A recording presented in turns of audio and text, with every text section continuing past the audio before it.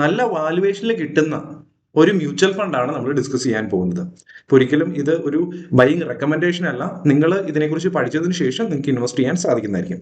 അപ്പോൾ നമുക്കറിയാം നമ്മുടെ IT സെക്ടർ അല്ലെങ്കിൽ ടെക്നോളജി സെക്ടറിലുള്ള ഫണ്ടുകൾ നല്ല വാല്യുവേഷനാണ് നമുക്ക് കിട്ടുന്നത്. അപ്പോൾ ഞാൻ ജസ്റ്റ് ടെക് ഫണ്ട് എന്ന് പറഞ്ഞുകൊണ്ട് ഇവിടെ ഞാൻ സെർച്ച് ചെയ്യുന്ന സമയത്ത് നമുക്ക്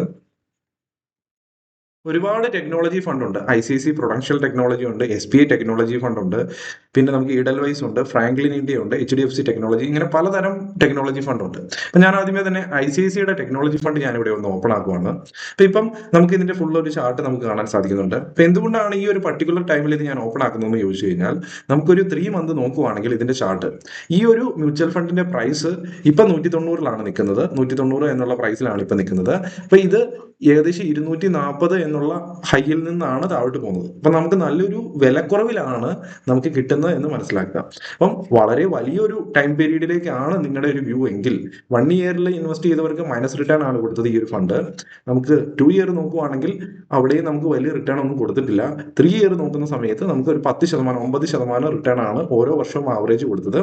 4 ഇയർ നോക്കുമ്പോൾ ഒരു 4%, 5 ഇയർ നോക്കുന്ന സമയത്ത് നമുക്ക് 11% നമുക്ക് റിട്ടേൺ കിട്ടിയിട്ടുണ്ട്. അതായത് വലിയൊരു ടൈം പീരീഡിലേക്കാണ് നിങ്ങൾ പ്ലാൻ ചെയ്യുന്ന ഇൻവെസ്റ്റ്മെന്റ് എങ്കിൽ നിങ്ങൾക്ക് ഇങ്ങനെയുള്ള ടെക്നോളജി സെക്ടർ ഇപ്പം വിലക്കുറവിലാണ് കിട്ടുന്നത്.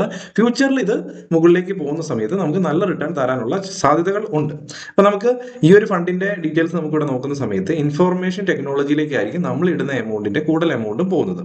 പിന്നെ ടെലികോം സർവീസിലേക്ക് 8%, IT കൺസൾട്ടിംഗ് ആൻഡ് സോഫ്റ്റ്വെയറിലേക്ക് 8%, ഇ-കൊമേഴ്സ് ആൻഡ് റീറ്റെയിലേഴ്സിലേക്ക് 4%, ഇങ്ങനെയൊക്കെയാണ് പോകുന്നത്. ഫോറിൻ സെക്യൂരിറ്റി ഇവിടെ തന്നെ നമുക്ക് കൂടുതൽ 50% ഇവിടെ ഇൻഫർമേഷൻ ടെക്നോളജിയിലേക്കാണ് പോകുന്നത് നോക്കുക. അപ്പൊ ഇവിടെ നമുക്ക് IT കമ്പനികൾ കാണാൻ സാധിക്കും. Infosys, tech Mahindra, Wipro, HCL tech എന്നുള്ള വലിയ വലിയ കമ്പനികൾ കൂടുതൽ അലോക്കേറ്റ് ചെയ്തേക്കുന്നതായിട്ട് നമുക്ക് കാണാൻ സാധിക്കുന്നു. അപ്പൊ അതുപോലെ തന്നെ നമുക്ക് ഇതൊരു കൂടുതൽ ഇൻഫർമേഷൻ ടെക്നോളജി ആഡ് ചെയ്ത ഒരു ഫണ്ടാണ്. ബട്ട് നമുക്ക് വേറെ ഫണ്ടുകൾ നമ്മുടെ മാർക്കറ്റിൽ അവൈലബിൾ ആണ്. നമുക്ക് ബാക്കിയുള്ള ഫണ്ടുകൾ നമുക്കൊന്ന് നോക്കാം. നമുക്ക് ICICIയുടെ നോക്കി നമുക്ക് SBI ടെക്നോളജി ഫണ്ട് ഒന്ന് എടുത്ത് നോക്കാം. ഇവിടെ എന്താണ്, ഇവിടെ നമുക്ക് 1 ഇയർ റിട്ടേൺ മൈനസ് തന്നെയാണ്. ബട്ട് 2 ഇയർ റിട്ടേൺ ചെറിയൊരു പോസിറ്റീവ് റിട്ടേൺ, 3 ഇയർ റിട്ടേൺ 11 ഉണ്ട്, 11 അടുത്തുണ്ട്, മറ്റേത് 9 ആയിരുന്നു. 4 ഇയർ റിട്ടേൺ നമുക്ക് മറ്റേ ഫണ്ടിനേക്കാളും കുറച്ചും കൂടെ കൂടുതൽ റിട്ടേൺ ഉണ്ട്, 4 ആയിരുന്നു, ഇവിടെ 7 ആയി.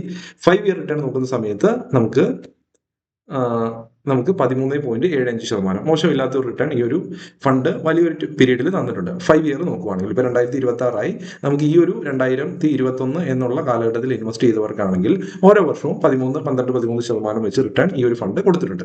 അപ്പൊ ഈ ഒരു ഫണ്ട് സെയിം 3 മന്തിൽ ഒരു നല്ല ഡിപ്പിലാണ് നിൽക്കുന്നത്. അപ്പൊ ഇതിന്റെ NAV 214 ഹൈ എത്രയാണ്? 268. അപ്പൊ നമുക്കൊരു ഡിപ്പിലാണ് കിട്ടുന്നതെന്ന് മനസ്സിലാക്കുക. ഇവിടെ ഇൻഫർമേഷൻ ടെക്നോളജിയുടെ ക്വാണ്ടിറ്റി ഇച്ചിരി പോർഷൻ കുറവാണ് അലോക്കേറ്റ് ചെയ്തേക്കുന്നത്, 35% ഉള്ളൂ. ബാക്കിയുള്ളത് ഇവിടെ നമുക്ക് കാണാൻ സാധിക്കുന്നുണ്ട്. ഇ-കൊമേഴ്സ് ആൻഡ് റീറ്റെയിലേഴ്സിൽ 9%, ഫോറിൻ സെക്യൂരിറ്റിയിൽ 12%. ചെറിയൊരു അലോക്കേഷന്റെ ഒരു ഡിഫറൻസ് ഇവിടെ കാണാൻ സാധിക്കുന്നുണ്ട്, സെക്ടോറിയൽ അലോക്കേഷന്റെ. അപ്പം ഇവിടെ ഇൻഫോസിസ് കാണാൻ സാധിക്കുന്നുണ്ട്. ബാക്കിയുള്ള ടെക് മഹീന്ദ്ര, അതുപോലെ തന്നെ TCS, അങ്ങനെയുള്ള കമ്പനികൾ, വിപ്രോ ഈ ഫസ്റ്റ് പോർഷനിലില്ല, അത് താഴെയാണ് കാണുന്നത്, ചെറിയ അലോക്കേഷൻ. കാരണം അവിടെ ടെലികമ്മ്യൂണിക്കേഷൻ സർവീസിലെ ഭാരതി എയർടെലും ബാക്കിയുള്ള നമ്മുടെ ഇ-കൊമേഴ്സ്, എറ്റേണൽ, സൊമാറ്റോ ഇങ്ങനെയുള്ള കമ്പനികളും കയറി വന്നിരിക്കുന്നു. ചെറിയ വേരിയേഷൻ, ചെറിയ അലോക്കേഷൻസ് നമ്മുടെ റിട്ടേണിന് വേരിയേഷൻസ് കൊണ്ടുവരും. അപ്പൊ നമുക്ക് അതുപോലെ തന്നെ നമ്മൾ മറ്റൊരു ഫണ്ടും കൂടെ എടുത്ത് നോക്കാം. നമുക്കിവിടെ ഫ്രാങ്ക്ലിൻ ഇന്ത്യ ടെക്നോളജി ഫണ്ട് ഒന്ന് എടുത്ത് നോക്കാം. ഈ ഒരു ഫണ്ടിന്റെ 3 മന്ത് നോക്കുവാണെങ്കിൽ നമുക്ക് NAV ഇങ്ങനെ ഒരു NAVയിൽ നിന്ന് ഇങ്ങനെ ഒരു NAVയിലാണ് വന്നിരിക്കുന്നത്. 612 നിന്ന് 498 എന്നുള്ളതിലേക്ക് വന്നിരിക്കുന്നത്. ഇവിടെ 1 ഇയർ റിട്ടേൺ നോക്കുവാണെങ്കിൽ -5 ആണ്. നമുക്ക് ഈ ഫണ്ടുകളെല്ലാം ഏകദേശം സെയിം കാറ്റഗറി വരുന്നത് കൊണ്ട് തന്നെ ഏകദേശം ഇതിന്റെ സ്വഭാവം ഒരേപോലെ തന്നെയാണ്. പക്ഷെ നമുക്ക് കുറച്ചും കൂടെ നല്ല ഫണ്ടുകളാണ് നമ്മൾ ചൂസ് ചെയ്യുന്നതെങ്കിൽ കുറച്ചും കൂടെ നമുക്ക് റിട്ടേൺ കൂടുതൽ കിട്ടാനുള്ള ചാൻസ് ഉണ്ട്.